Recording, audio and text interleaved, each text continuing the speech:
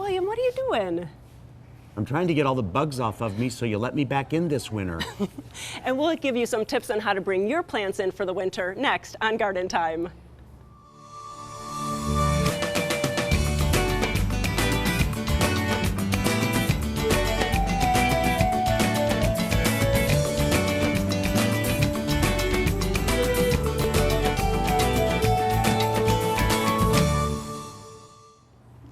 Welcome to Garden Time. We're at the Owls in Sherwood, where all of the owls are going to be celebrating the last weekend of the biggest sale of the year. Later in the show, we're going to be showing you how to take care of the houseplants you've had outside to prepare them to come back inside for the winter. Also coming up in the show, we'll be talking with Jan McNeilin about the tips of the month. But coming up first, evergreen shrubs and ferns.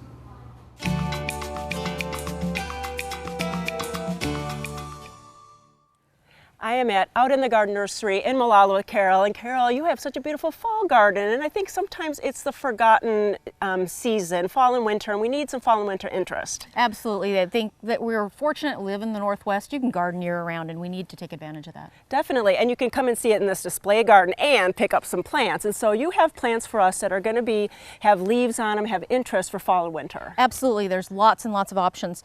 Cool. What you got? Where do we want to start? All Up right. here there's three different kinds of sarcococcas. They're a wonderful evergreen for the shade.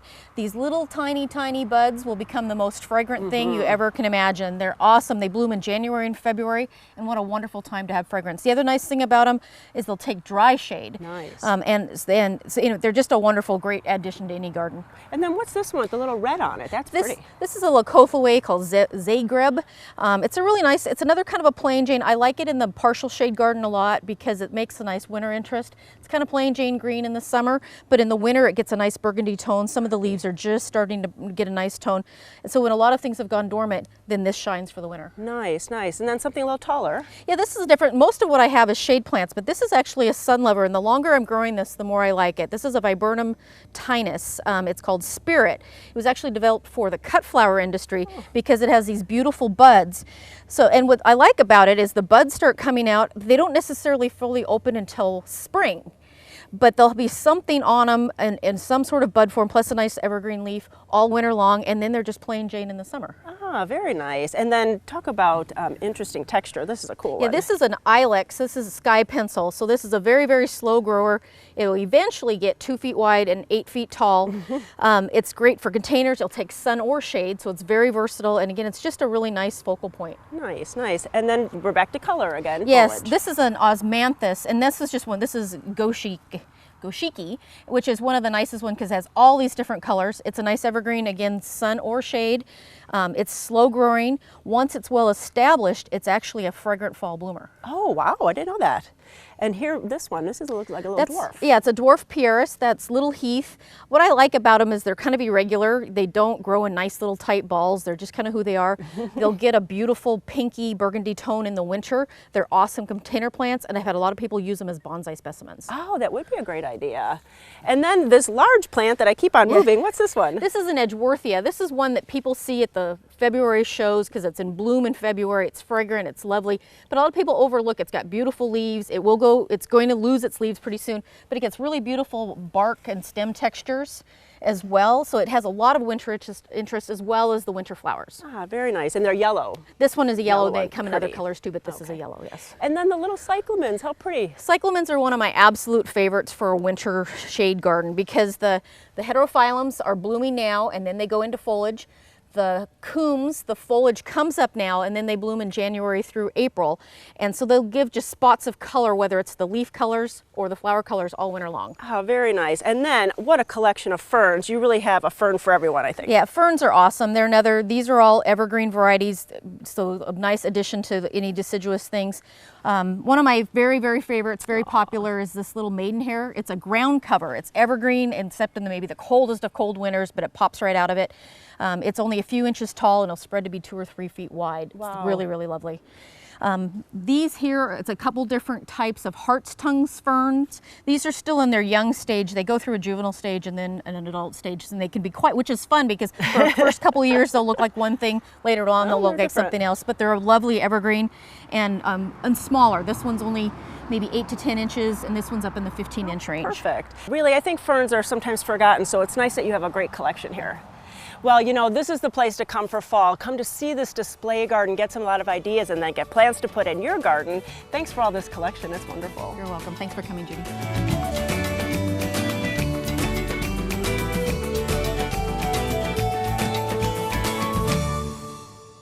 Garden Time is brought to you by Portland Nursery, a passion for plants, a nursery for plant people. Hi, I'm Sarah from Portland Nursery, and I'd like to invite you to our annual apple tasting. No one does apples like Portland Nursery, so come join us, always the second and third weekends of October. Sample a variety of apples from sweet to tart. Enjoy fresh pressed apple cider, piping hot apple strudel, and bins of freshly picked apples and pears. We'll have live entertainment, crafts for the kids, and cooking demonstrations. Don't miss our annual apple tasting at our 50th and Stark location. Portland Nursery, a passion for plants, a nursery for plant people. Fall is a time to think of planting and planning. Planting new plants now will help them get a jump start on next year. Black Gold All-Purpose can help your plants get ready for winter and next spring. Formulated with a blend of natural and organic nutrients, it contains everything your plants and spring bulbs need for a happy and healthy start. Look for Black Gold All-Purpose at your local garden center or nursery. Black Gold, all the riches of the earth. Every year, trees fall or break, causing property damage, power outages, and injury. Now is the time for Bartlett Tree Experts and Collier Arbor Care to get your trees ready for the extreme conditions ahead. Our free consultation will help to spot the signs of potentially hazardous trees. We can help address problems before they occur. Whether it's trees or shrubs, we can help you get a healthy and beautiful garden. Collier Arbor Care and Bartlett Tree Experts, providing environmentally safe tree care since 1907.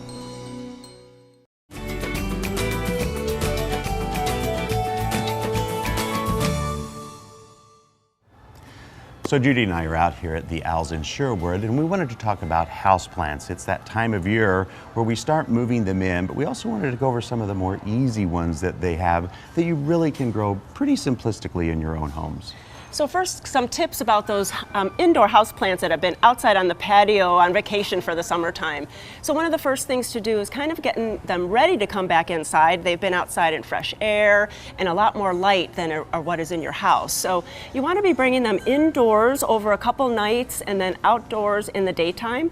This way you can get them ready to come inside, and they'll be much more happy once they're inside after being outside. And one of the things we really want to caution you about is bringing disease and insects inside with you during the wintertime, because then if you've left some all summer long indoors, that can affect them. So it's really simple to do, by the way. Like on this wonderful Schefflera, which is a very easy plant to grow inside anyway, you've left it out. So there's going to be all kinds of hiding places. As you can see, this is very dense. There's a lot of crevices and cracks. That's where a lot of insects love to lay their eggs, and that's where they start really thriving. So all you have to do is just use your eyes and look around.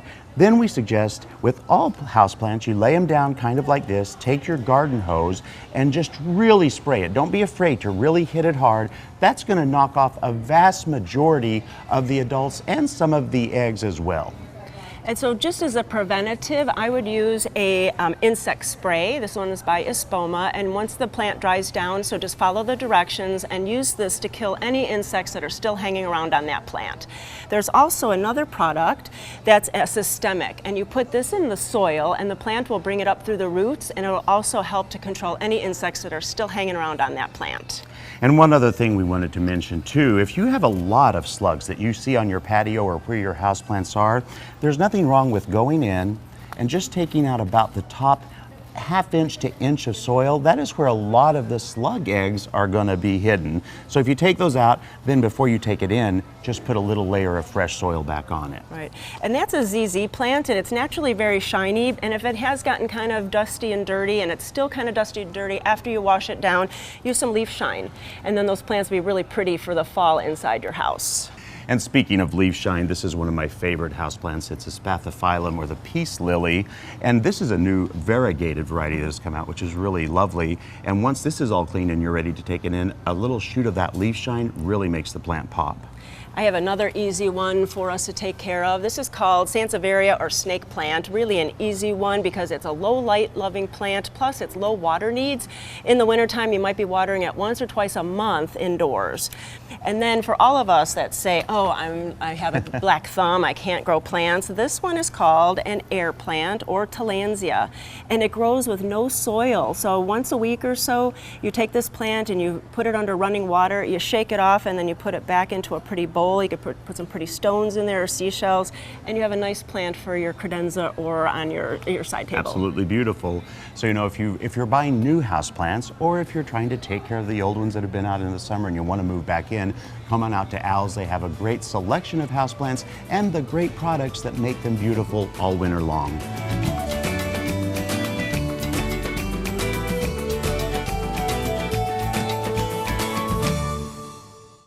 Garden Time is brought to you by Capital Subaru, your way on the Parkway. They had to take the car, they had to get it open with the jaws of life, take me out on a backboard, took me to a Trauma One center. I absolutely feel like the Subaru saved my life. Well, we trust Capital. We trust our salesperson here, Jackie. Jackie's great. I believe that she really cares about us. She teaches me about the Subaru. Our way on the Parkway. 10 days, 9 nights, 8 gardens, 7 nights on a cruise ship, 6 days in port, 5 days of private tours, 4 islands, 3 internationally recognized gardens, 2 nights on Waikiki Beach, and 1 great trip with your Garden Time gang. Travel with William and Judy on our next Garden Time tour this February in beautiful Hawaii. Book by October 15th and save $100. Go to gardentime.tv/tours for all the details. A destination farm and garden market featuring the very best each season has to offer. Smith Berry Barn offers seasonal farm fresh fruits and vegetables and specialty herbs and perennials. Visit the historic barn for distinctive gifts, gourmet foods, and homemade milkshakes. Join us for our 23rd annual Heirloom Apple Festival. Enjoy a day full of food, music, and family fun. And don't forget the apples. Centrally located off of Shoals Ferry Road between Sherwood and Hillsborough. Smith Berry Barn, growing good taste from the ground up.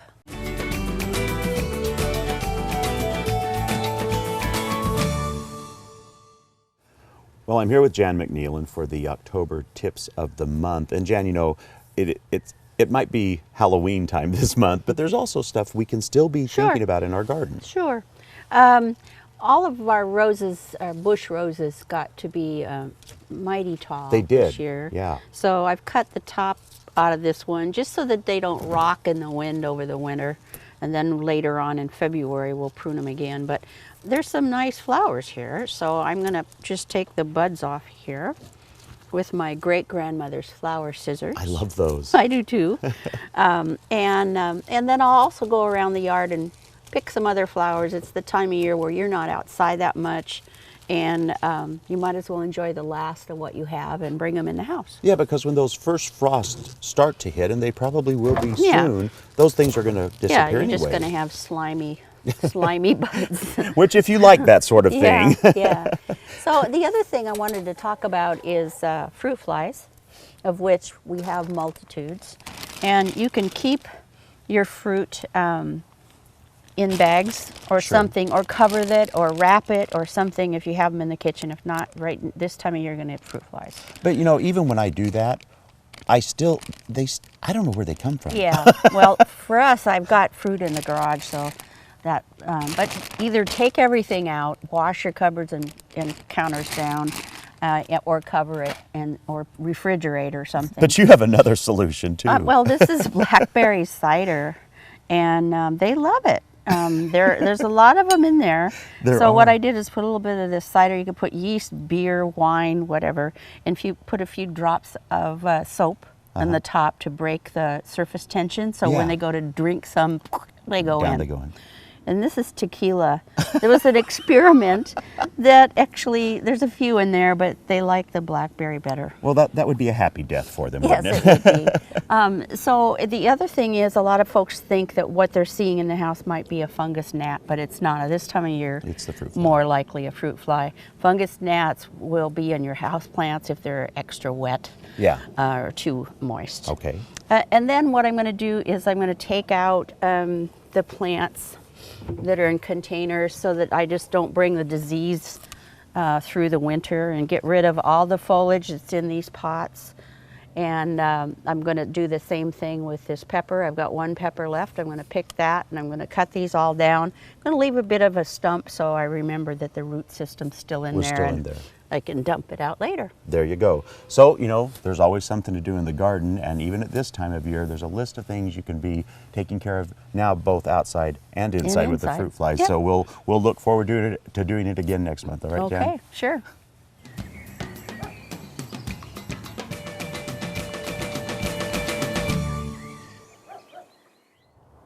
Well, it's a change of season and it's fall in the garden, so there's lots of chores to be going on. So there's a product called Leafhopper that's going to really help make the chores go much faster. I'm with Mari, who's the developer and designer of this Leafhopper. So how does it work? How does it make our life so much easier? Well, it makes your life so much easier. I designed and developed it because I was having some issues with dizziness when I did the handfuls of up and down motions, a handful of leaves into your yard in garden bins and bags. So I decided to develop something that was going to alleviate that. I basically designed this garden tarp. You rake on your materials. Okay. We have a few branches here, but normally it would be grass clippings, and leaves. Sure, you just anything rake from and the place garden. it on, and then we Okay. have an example over here. Let me grab that. Of how it works. Of how it works. So you simply just rake and place it on there. And fold it over. Fold it over. Clasp it with the Velcro, and then you simply just lift once, and up it goes. Nice. It totes over your shoulder. You can have your hands free to open up gates and carry your yard tools. And then you simply just walk it over out to your front yard, to your bags and bins. Oh, And then you simply just funnel it straight in. No more up and down motion, no more dizziness. Easy, 1, 2, 3. And it's really nice because sometimes you don't have a partner out helping you with the chores, and it's Exactly. only yourself. So really, that's a Exactly. one-person job. It's a one-person job, and so we say fill, fold, and funnel. Easy as 1, 2, 3. And really, you can use it for other jobs in the garden too, like if you're spreading mulch. Yes, I love it for my mulch. I can put it out when I get my yard with my mulch delivered. I can put it right on the tarp. I can, just like that, I can haul it, and then I just simply funnel it straight around the garden beds, in and out through the plants, around the trees, around the fence lines. I can do it with pea gravel. I can do it with bark chips. So, and it actually makes a beautiful lined edge, so it's perfect. It is nice, and it's really that less work, it's less damaging to your shoulders, to your body. Yeah, I've actually had a lot of people tell me how nice it is because they're usually pulling tarps, heavy tarps with all the leaves on it, and so everything, or they're picking up the buckets and the bins, Yes. which everything is lower back. So this is more of an ergonomic way. Toting it over your shoulder helps alleviate that back pressure, and yeah, it works really well. And now where can we get it? We can get it at Al's Garden Center, we can get it at Portland Nursery, or you can buy it online at easyhaultarp.com. So you've heard it from the designer. I mean, it's a great product, and we really all need some help in the garden this time of year. So go to gardentime.tv, we'll click you over to that website, and you can find out all about it. Thanks, Mari, it's a great one. Thank you so much.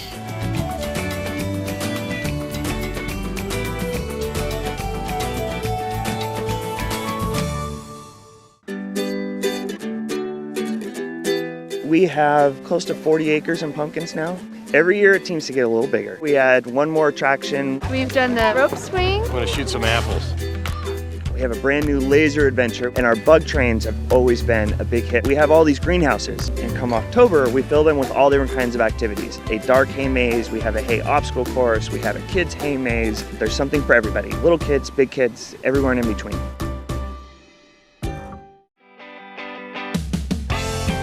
Standard TV and Appliances, the place to buy luxury appliances and more. I agree. At Standard, I got the best selection, best price, and the best service. Standard carries top brands like Wolf, Sub-Zero, Decor, Jen Air, GE, and KitchenAid with great deals on washers, dryers, ranges, and more. Shopping at Standard is a slam dunk. Setting the standard since 1947. Standard TV and appliance. Fall is the best time to reconnect with your garden. Let Blooming Junction refresh your garden, your palate, and your soul for the cooler days ahead. Come take advantage of our fantastic selection of perennials at 35% off. Our gorgeous high-fiber pottery is 40% off. It's the best time to plant and our best sell of the year. So come connect with nature and discover beauty at every turn. And enjoy the freshest produce grown organically right here on the farm. Blooming Junction, offering quality plants for beautiful gardens.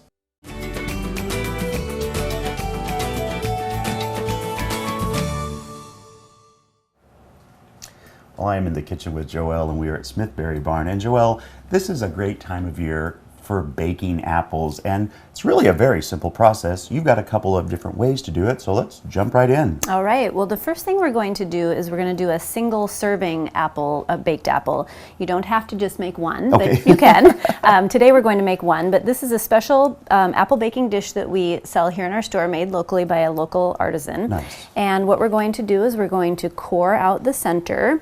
So I have my handy apple coring tool. And I have to say, this looks different than my apple core at home. This is a new kind of design, isn't it? A little bit fancy. Yeah. So it's very sharp and sturdy, which we like. And then once you're finished with it, you just pop it open and out comes the core. A lot easier than using your finger trying to get them out of those old ones, easier. which I've done. And then it sets right on that little dimple in the bottom, so it doesn't fall over, and you can fill it with your topping.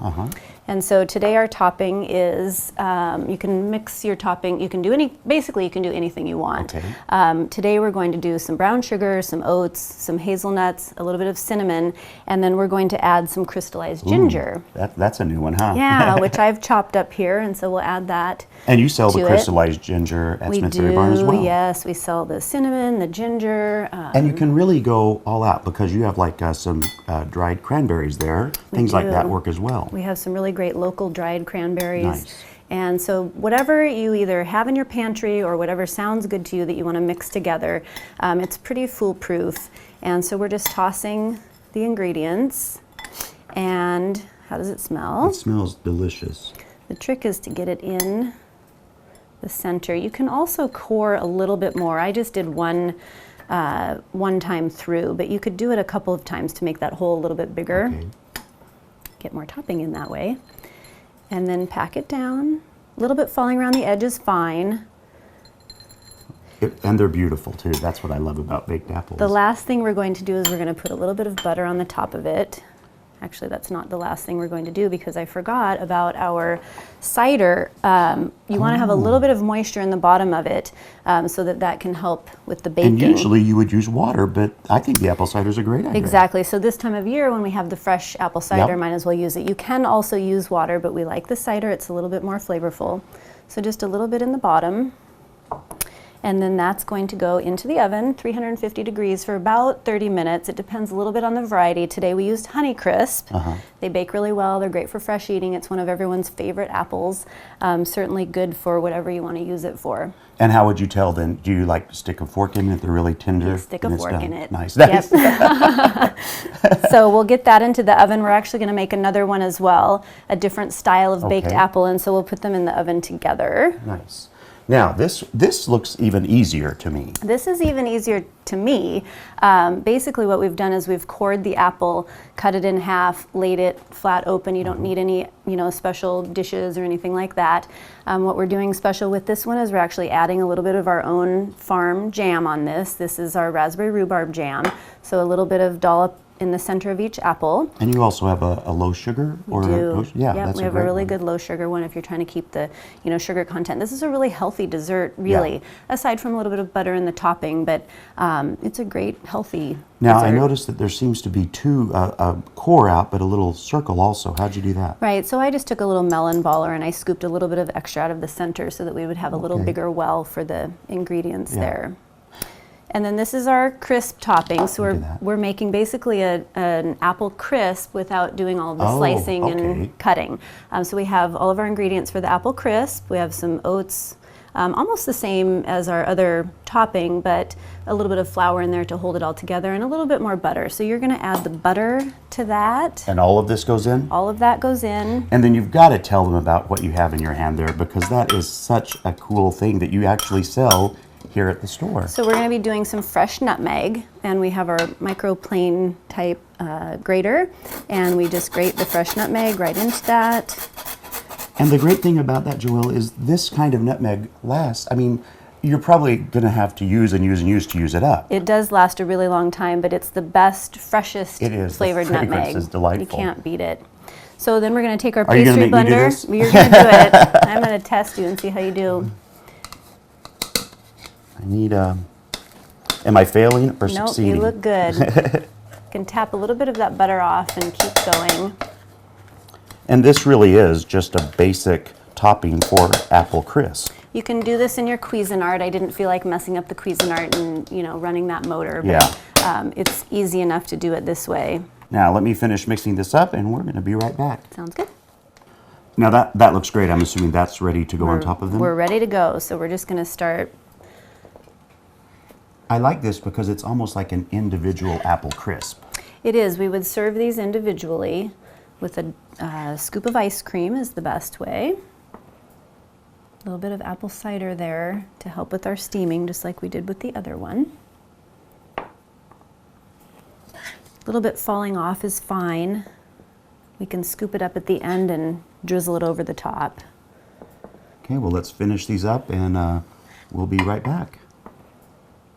So Joelle, these absolutely look delicious. How long were they in the oven for? About 30 minutes. We tested them with a fork and they're nice and soft and crisp on the top and ready to eat. And then this is a great example of if you wanted a single serving, these dishes work so great, whether for yourself or for like a specific fancy dinner. Exactly. And then the multiple ones in a It's just baking an dish. easier way to do it. You Yeah. don't have to have special tools. And you have a lot of varieties of apples growing here, don't you? We do. We have about 20 different kinds of apples and about 5 varieties of pears. Wow. They start in August and go all the way through late October. We pick when they're ready. We pick, they're ready when we decide Yeah. that they're ready, and so it varies depending on the variety. And that is such a great thing because that's on your website, which is smithberrybarn.com. I love that because, sometimes every year it's a little different. They get ripe at different times, so it's a great thing to do. There will also be certain varieties that we don't have this year that Yeah. didn't produce well, or the timing's a little bit off. We also do a handout that tells you what we recommend each of the varieties be used for, and then a little bit of just tips and tricks Nice. and how to buy them and what to use them for, easy snacks for kids, things like that. Well, it seems like every time we come out to Smith Berry Barn, we walk away with one more delicious dish that we get to prepare. So thank you so much, Joelle. For more information, go to gardenline.tv. We'll click you over to their website.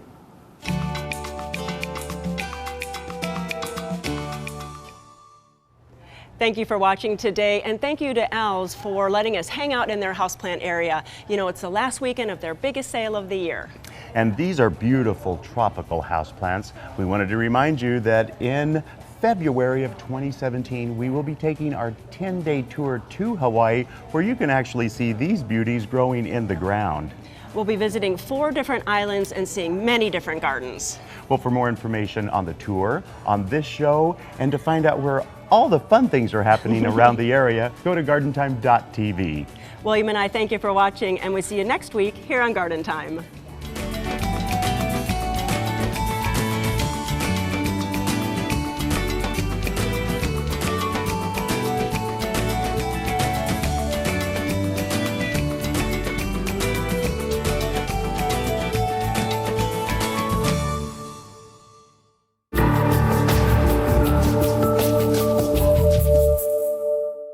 The proceeding was a paid program of the Guston Creative Group and its sponsors.